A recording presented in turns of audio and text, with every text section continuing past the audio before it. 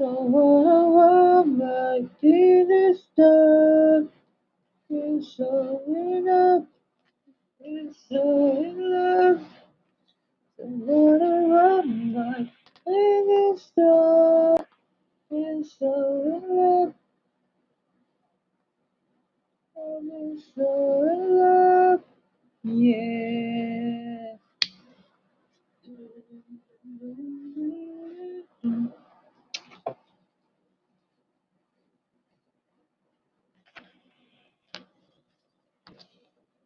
So we are here again. Uh, today. Whew. So, sa ating comments, comments. Yeah. Medyo, as I said, uh, the collaboration of momentum for today is, yun na nga, masyadong worth it to editing or transparent editing. Yeah, okay. And most probably dun sa ating kumbaga momentum ng ating edition. This this 2028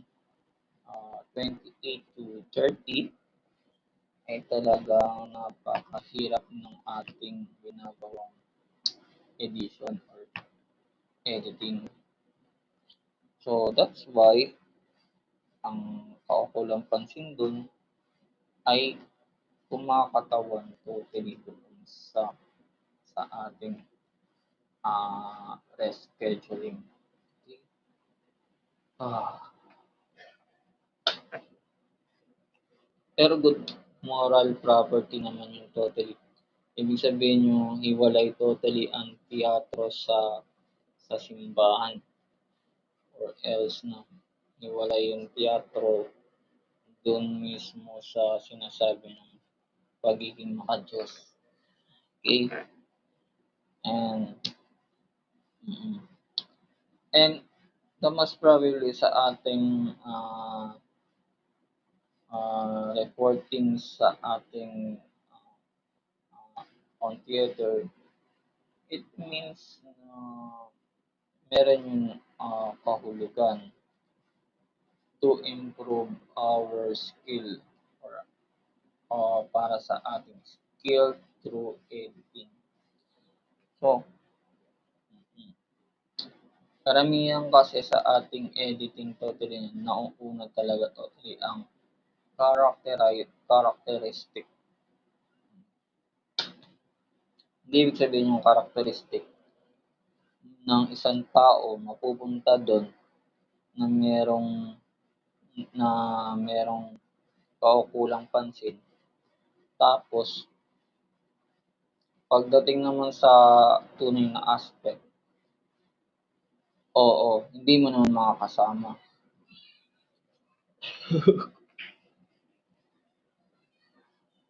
O kaya mahirap totally ang sinasabi nilang tunay na aspect na karaniwan na oo, talagang talagang huli yun. And the most probably talagang kung nandun ka totally sa tuktok ng aspeto na sinasabi nila yung kid, yung kid na sinasabi na ikaw ay nandoon sa aspeto ng pagiging caveman. Iba yun sa totally aspeto na sinasabi ng bundok. Nasa bundok pa, tapos nakatingala ka dun. Mali yun. Okay? So, doon pa lang, sinasabi totally ng pananaw natin yung characteristic editing. Kumbaga yung characteristic editing, mahirap talaga yun.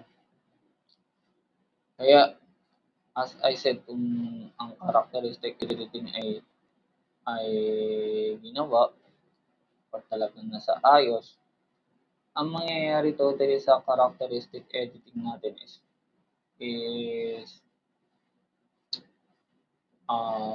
kumbaga nasa pahingahan totally ng characteristic. Hindi naman sila nilagay totally sa isang safe zone na na hindi maganda. Siyempre, ikaw ang magka-characterize, talagang nasa magandang katayuan ka. Mm. Mahirap totally mag-characterize ng wala sa magandang katayuan.